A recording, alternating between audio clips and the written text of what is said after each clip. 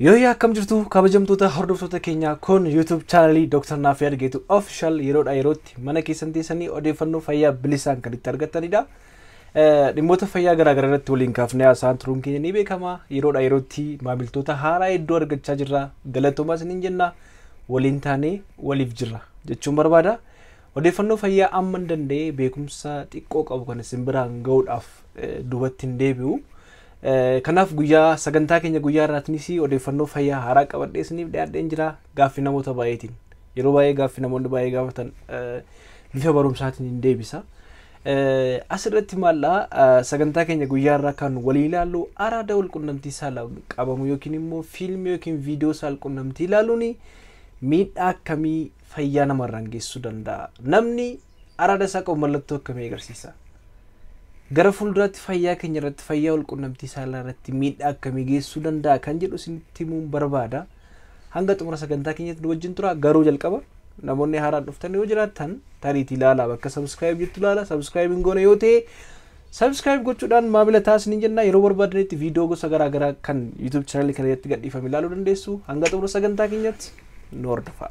Egaa in kabajamtoota hordoftoota keenya har'a kan ilaallu akkuma beekamu yerootti miidiyaan hawaasummaa keessumaati marsariitiin garaagaraa babal'achaa dhufe addunyaan gama dijitalaayis ta'aa dhufte kana keessatti namoonni baay'een soorsii information yookiin immoo wantoota garaagaraas ta'u bilbila isaanii yookiin karaa bilbila isaanii yookiin karaa kompiitara isaanii argachuu danda'u jechuudha. Odeeffannoo gaariis ta'ee akkuma argatanii odeeffannoowwan garaagaraa odeeffannoo gara biraatti nama oofan garaagaraas argachuu danda'u jechuudha. Akka sagantaa keenya irratti kan ilaallu kan barbaade keessumaa fiilmii yookiin viidiyoo saal-qunnamtii. Akkuma beekamu viidiyoowwan saal-qunnamtii weebsaayitoota yookiin immoo marsariitii garaagaraa akkasumas immoo kallattii garaagaraatti faca'anii jiru. Gama feesbuukiidhaan feesbuukiin illee yeroo baay'ee wantoota akkasii ni adaba yeroo baay'ee community standard kan jedhamu garuu marsariitonni tokko tokko yookiin immoo weebsaayitoonni tokko tokko irratti wantoonni kun yeroo inni argamu argina jechuudha. Kanaaf namoonni baay'een namoota hedduudha miliyoona hedduudhaan lakkaa'amanii fiilmii saal-qunnamtii keessumaatii kan weebsaayitii garaagaraatti gadhiifama yeroo isaan daawunlood godhanii yookiin immoo akkasumas immoo yeroo isaatti namarraa dabarfatanii akkasumas immoo yeroo isaatti ilaalan argaa jira jechuudha. Kun miidhaa akkamii geessisaa? Akkamitti immoo keessaa bahuun danda'ama? Booda gaafa gaa'ela dhaabbata yookiin immoo gaa'ela keessattis ta'uu danda'a yookiin immoo jireenya irrattis ta'uu danda'a. Sammuu isaa irrattis fayyaa qaama isaa irratti miidhaa yookiin fayyaa qaama ishee irratti miidhaa akkamii geessa kan jedhu wal ilaala jechuudha. Egaa qorannoon tokko biyya Xaaliyaan keessatti godhamee ture. Qorannoowwan godhame kan agarsiisu dargaggoota keessumaa dargaggoota keessaa namoota 100 keessaa namoonni 70 jechuun parsantii 70 salphaa miti. Fiilmii saal-qunnamtii kana ilaalu jedha. Yookiin viidiyoo saal-qunnamtii kana ilaalu jedha. Hubadhaa. 100 keessaa 70 jechuudha. Kan isin dhibu qorannoo garaagaraa godhamaniiru baay'een isaanii akka mirkaneessatti namoonni fiilmii yookiin immoo viidiyoo saal-qunnamtii kan ilaalanii tokkoffaa fedhiin isaan saal-qunnamtiidhaaf qaban normaal riilii tarii booda yeroo gaa'ela dhaabbatanis fedhiin isaanii baay'ee irra ta'edha. Yookiin namoota kan irra kompeer goone yeroo ilaallu fedhiin isaanii baay'ee irra ta'edha. Kun immoo dhiibbaa akkamii irraan geessisuu danda'a? Kana duwwaa miti. Kan isin dhibu tarii hiriyaa isaanii yookiin immoo gaa'ela dhaabbatanii yookiin immoo abbaa manaa fi haadha manaa keessatti illee fedhii isaanii keessatti ajjeesa qaamni isaanii illee dhiirota keessumaa akka dhiisuu danda'a. Yookiin kan dubartoota illee dubartoonni illee yommuu kana ilaalan fedhii dhabu jechuudha.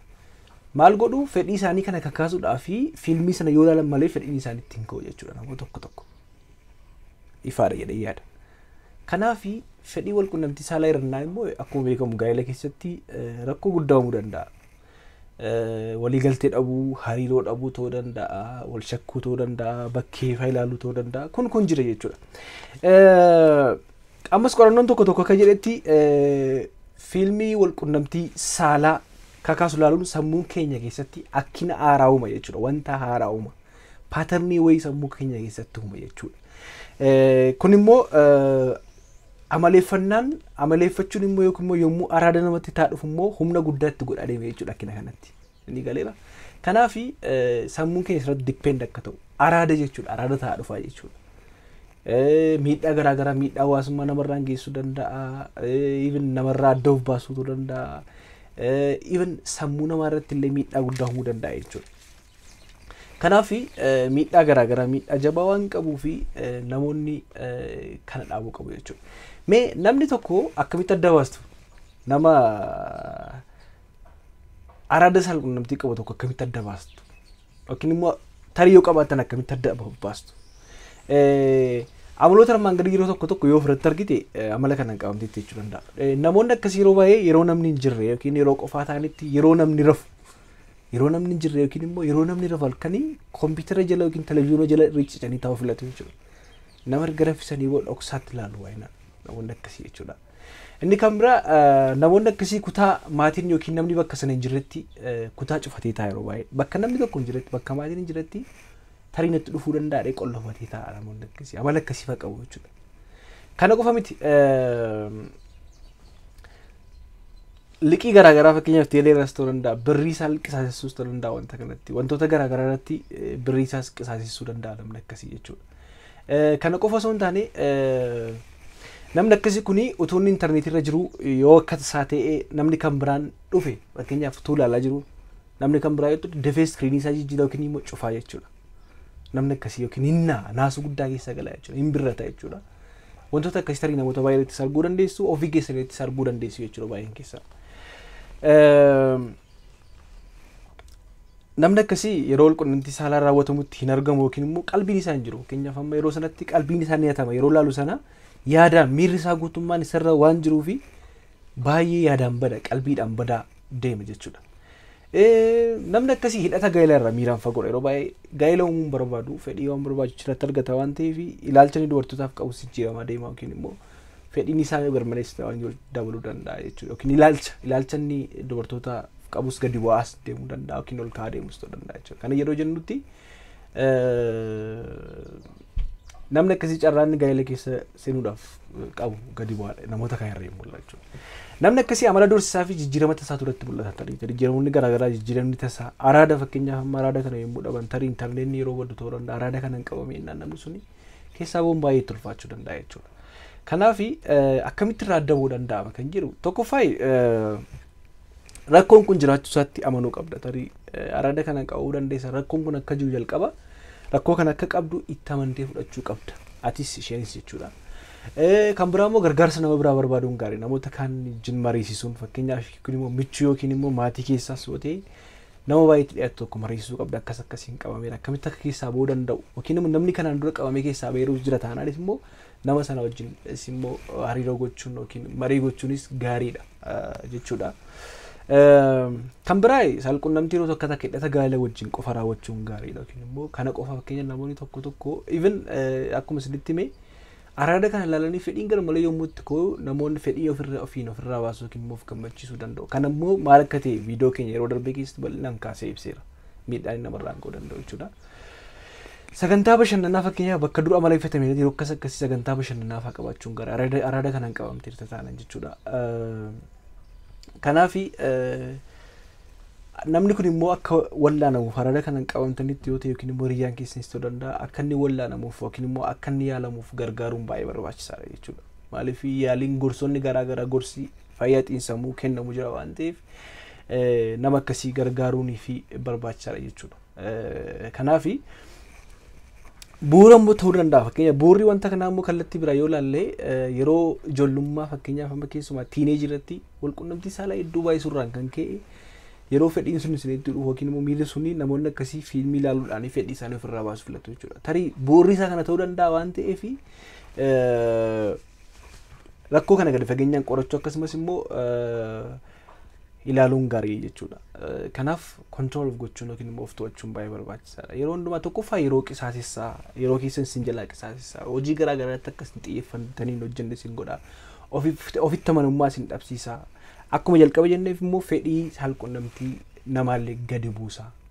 Even qabeenyallee qisaasessuu danda'a sin jedhe isinitti meera. Even sammuu keenya irratti illee dhiibbaa guddaa uumuu danda'a jechuudha.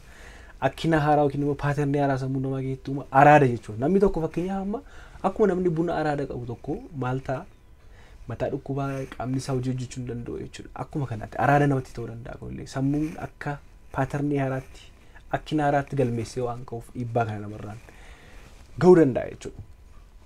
Kanaaf wantoota amma isinitti himne kanneen raawwachuun ni danda'ama jechuudha. Kan biraa immoo intarneetii irratti haalaa fi yeroo tokko daangessuu danda'u qabdu namoonni kan hambisuudhaa fi akkuma isinitti hime wantoota fayyadaman keessaa tokko yeroo hundumaa yookiin immoo yeroo keessan daangessuun baay'ee barbaachisaadha.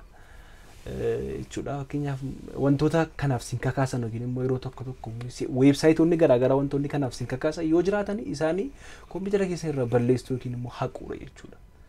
Weebsaayitii garaagaraa namoonni ilaalan jiraachuu danda'u waan ta'eef. Kanaaf kan hundumaa gochuun baay'ee barbaachisaadha. Yeroo hundumaa immoo si'aa ta'uu qabdu.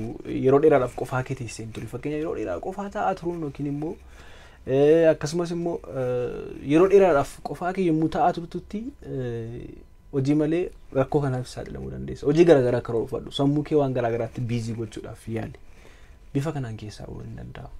Gabaabumatti miidhaan inni qabu maal akka ta'e akkamitti irraa dhorkuun akka danda'amu amala akkamii kan namarratti agarsiisu muraasaan isiniif kaa'uuf yaaleera. Gara fuulduraatti immoo bal'inaan kan ibsinee waliin ilaallu ta'a. Rakkoon akkasii dhiibbaa guddaa fayyaa keenya irraan akkasumas immoo haala hojii keenya irraan ta'ee haala gaa'ela keenya irraan ga'uu danda'a waan ta'eef namoonni kana gootan irraa qusadha. Kan isin dhibu namoota araada kanaan qabamtu namoota hedduun na qunnameera waan ta'eef kana isiniif ibsuuf yaalee ulfaadhaa isinii jenna kabaja argadhaa sheer godha namoota biraan naaf ka'a galatoomaa fayyaan